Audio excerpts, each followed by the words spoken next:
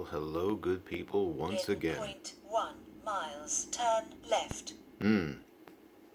Old school voice on this one. For an old school GPS. From Garmin. Turn left. No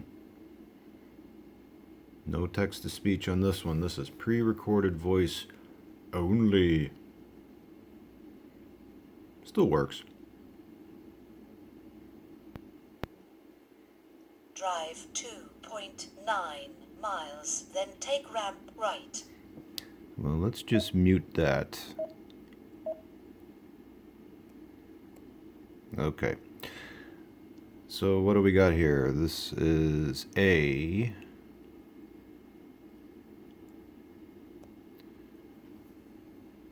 nuvi 250W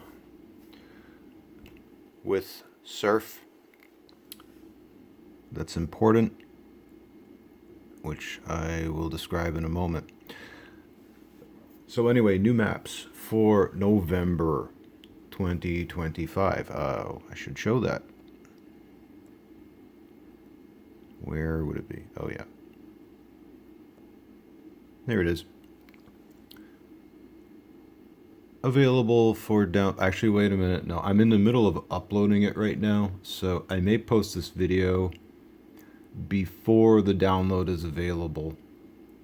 Well, anyway, it'll be on sat103.com. If you see the October release, that just means that the upload hasn't completed yet. But it should be done today. Yeah. Should be. Anyway. So, okay. Yeah, 250W. And the subject, other than saying, yes, there are new maps available for free, sat103.com, when, the upload is complete, is that I wanted to bring, there's a reason I'm showing this model in particular. Sometimes, albeit not all that often, there are some people, some users of Garmin navigators that say, I wish there was a way to just turn the speedometer off. I don't want to see it ever. Well, here it is. Yeah. On the gray sticker, I'll have an eBay link as a pinned comment so you can look up one of these if you want one. Chances are you probably already have one if you're watching this, but just in case you wanted one. There is, this model in particular, not the white sticker one, the gray sticker. Because on the white sticker serial number, they changed it and they put the speedometer right. Which one is it? Is it here or here? I don't remember. I think it's there. Anyway, it's always there. But on this one, on the gray sticker one, no, there is no speedometer while the map is being displayed. If you want a speedometer, you have to tap the lower left field and then you get it. Otherwise, you never do. Which for some is a benefit. It's like, yeah, that's good. This is all I want to see. Although you can get even simpler than this, and I'll show that in a second. You might be wondering why this is blanked out. Well, there's a reason for that, is that I have this thing on an extremely long journey of almost 2,500 miles from Florida all the way to California using my maps. You're seeing the tile borders, the map tile borders, because the 250 will actually show them, whereas other models won't. But this one actually will. So because this is, 34 and a half hours, it does not show it will not show the estimated time until you're within something like 12 or 13 hours away. So kind of a little thing, because how often do people go on a cross-country trip? So anyway, this will eventually start working. It's just when it's over, I think, 24 hours, this is going to be like, no, I'm not going to show you anything until you're within something like 24 to 12 hours away from the destination. And then I will show you how much time is remaining until you get there. Oh, surf, right. So this one, as I mentioned a moment ago, for an old model, does have, as soon as it shows up, okay, surf. A few videos back, I said, okay, the gray sticker version of this in a 3.5-inch screen is bad because it has the MediaTek chipset, which is junk, garbage. That one, you'll be waiting forever for a GPS signal. And when it finally gets there, when you finally acquire a signal, it can drop out really easily. This one, however, with the Surf or Surf Star, I think as it's called, chipset, this one will still get a signal fairly quickly. But it's only on the 4.3-inch models for the 200 series. There's 3 of them. There's the 200W, the 250W, which is what this is, and the 260W. Well, what was the difference between the 3? Not too much. The 200 and the 250, the only difference between those two when originally released was how much map data you got, which no longer applies because you're downloading my maps anyway. So you get the entire United States. And pre-recorded voice only, which you heard at the beginning of this video. It doesn't announce street, it won't read the street names. It will just say turn left instead of turn left on Main Street. Now with the 260, that's when you get the text to speech.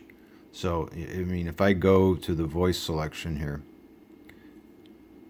under language, yeah, none of these are text to speech.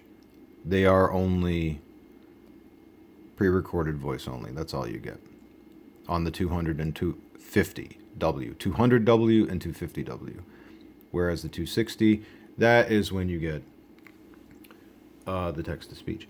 You will also notice on this older gray sticker model that and I mentioned this in previous video, but I might as well go over it again just in case you haven't seen those, is that the map zoom buttons are at far left and far right instead of just being clustered together. You will also notice that there's nothing up here with an arrow showing to the next turn, as in a an artwork arrow. It just will actually say keep left or turn right in text. That is the way this works. For some, this is all you need. They're like, yeah, I like this. There's no speedometer being displayed on the map.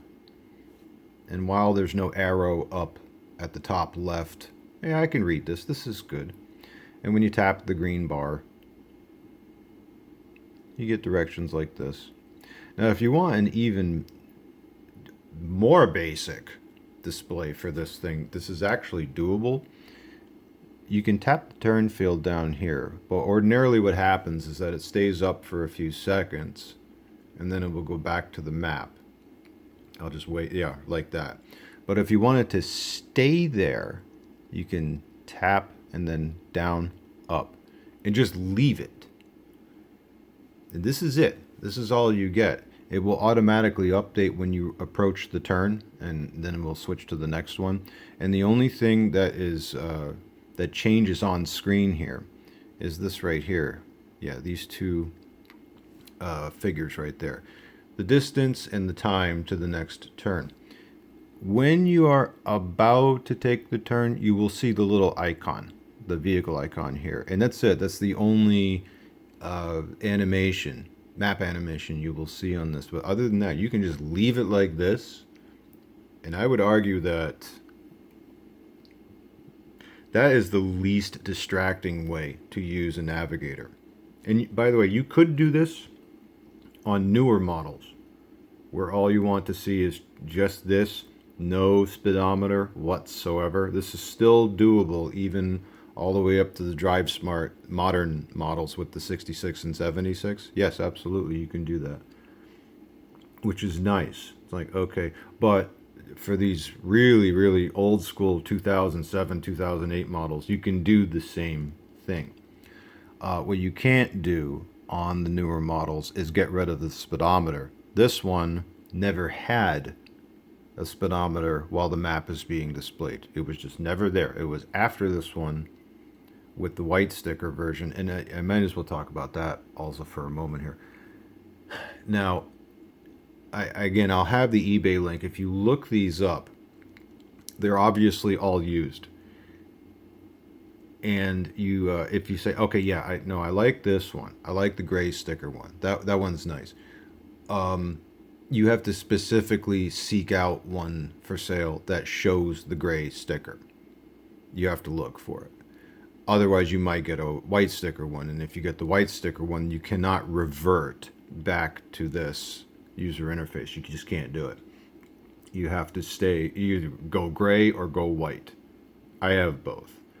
Now for the 3.5 inch version, the white one works. That is the one that's got the better chipset in it for acquiring a GPS signal. But for the 3.5 inch on the gray sticker, that is the garbage one.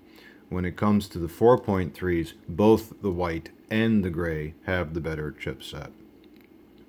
So there's that. And yeah, one other thing is, I mentioned this forever ago. There is one other advantage about this one specifically that the white sticker cannot do. Now, I had mentioned this, oh God, it must have been years at this point. The time zone map. Okay. Now, newer time zone maps, because Garmin just released one actually at the time. I got an update yesterday, the version 40 on my DriveSmart 66. They said, hey, we have a time zone map update. I'm like, okay, good. That's not going to work on this. But on the gray sticker one, what you can do is that when you're viewing the menu, now you can either just tap the time here or go to the little settings part and then settings and then time. I'll show both ways. So we can do it from here or from here. Oh, I hit the wrong thing. Here. There we go. You can select your time zone with this one. So I can tap and, hey, look at that. Okay. I can't do that on the white sticker one, but I can do that here.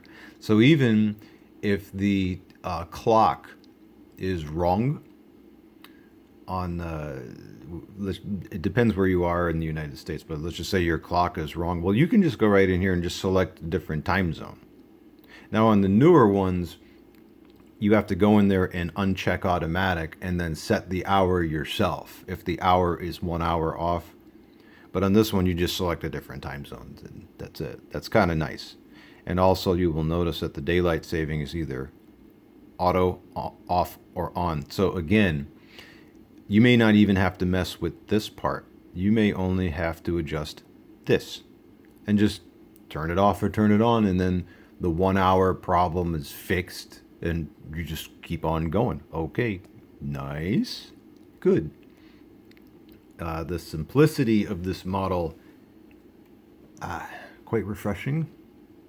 I will say that, because modern models are all sorts of it's going to try. Are you really going to try a U-turn right here? Yeah, I forgot to set. This is why oh yeah, it messed up. Look at that. You can't take a U-turn here, you silly goose. I forgot to set the U-turn avoidance, didn't I? I certainly did. So avoid those U-turns, please. Well, I'll just leave it at that.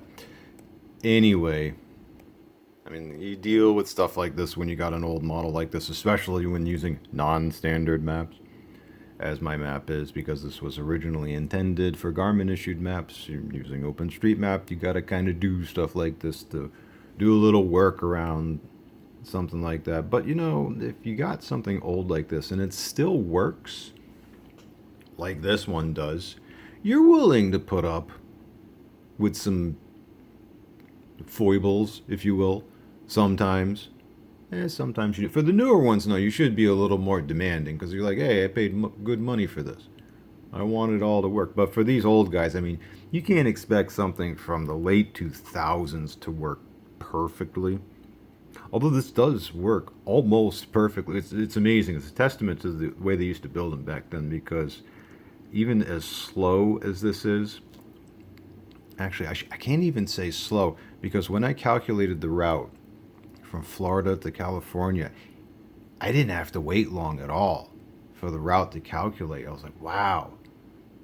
Now, with interesting thing is that, and this is the final thing I'll say, is that with the HERE maps, with the Garmin issued maps, it takes longer to calculate the route. But with OpenStreetMap, which is what my maps are based off of, much quicker. Much quicker to calculate routes and recalculate if you miss a turn. So, okay, people, well, that's it. 250W and all the pros and cons, I guess, of using something this old. And the map, if it is available for download or should be soon. See ya.